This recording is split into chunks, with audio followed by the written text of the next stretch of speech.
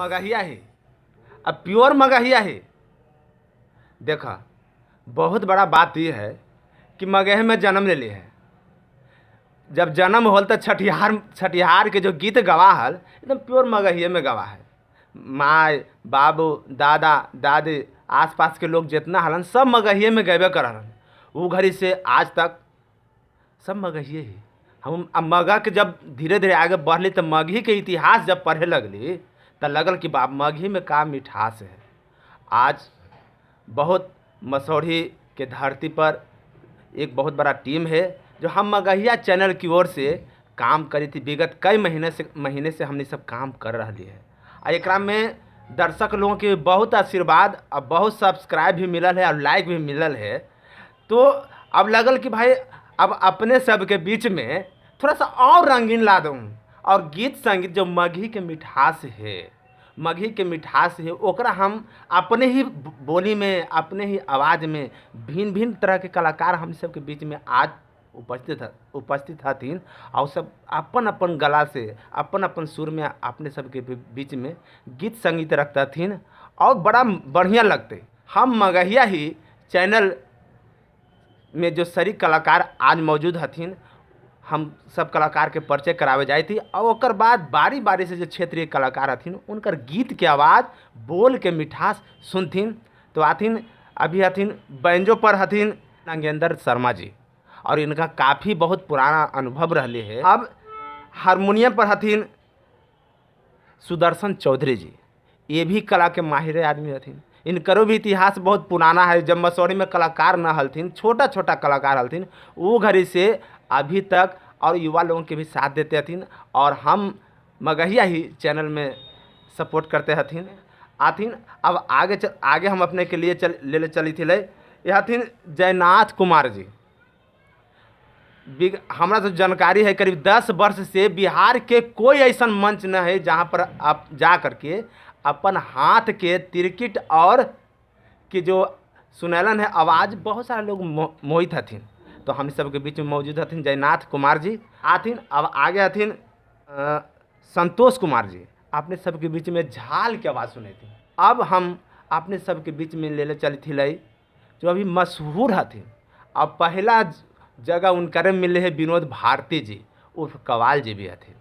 और इनका तो भाई इनका आवाज़ से पता लग जात कि कितना बड़ा होनहार कलाकार हथिन और कितना बढ़िया मगही में इनकर गाव हथिन। तो आथिन अब हम अपने सब के बीच में बुलावल चाहे थे विनोद भारती उर्फ कवाल जी। तिलक दहेजवा से हरे कलेजवा आज बे बनले सहचा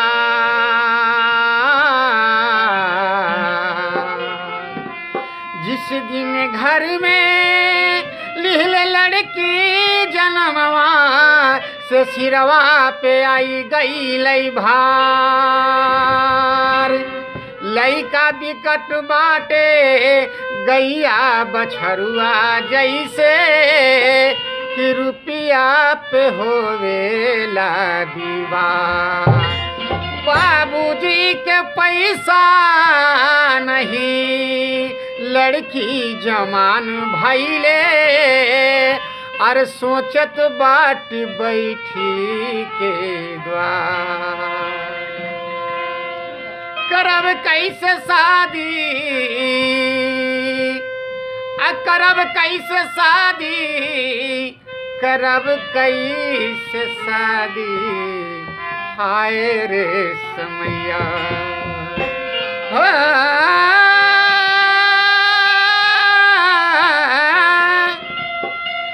करब कैसे शादी अरे करब कैसे शादी हाय रे समैया करब कैसे शादी हाय रे समैया करब कैसे शादी हाय रे समैया करब कैसे शादी करब कैसे शादी करब कैसे शादी हाय रे समैया करब कैसे शादी हाय रे समैया करब कैसे शादी।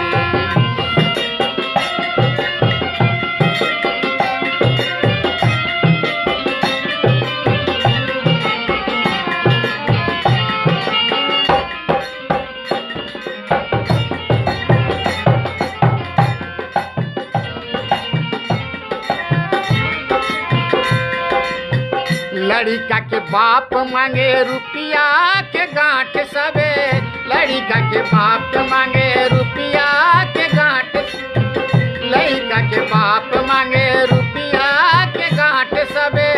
सोचते सोचते सोचते सोचते दिमाग भइले खाली, हाय रे समैया करब कैसे शादी, हाय रे समैया करब कैसे शादी, हाय रे समैया करब कैसे शादी, करब कैसे शादी, करब कैसे शादी, करब कैसे शादी, करब कैसे शादी, करब कैसे शादी, हाय रे समैया करब कैसे शादी, हाय रे समैया करब कैसे शादी।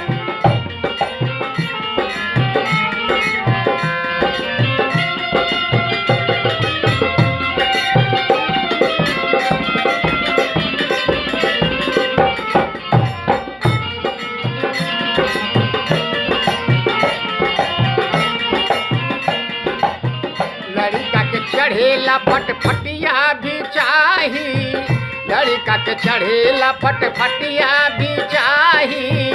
5 सीट बर्तन में 1 सीट चांदी, 5 सीट बर्तन में 1 सीट चांदी, 5 सीट बर्तन में 1 सीट चांदी। तैयो में तिलक, तैयो में तिलक लगेला बड़ा भारी, हाय रे समैया करब कैसे शादी, हाय रे समैया करब कैसे शादी, हाय रे समैया करब कैसे शादी, करब कैसे शादी, करब कैसे शादी, करब कैसे शादी, करब कैसे शादी, करब कैसे शादी, हाय रे समैया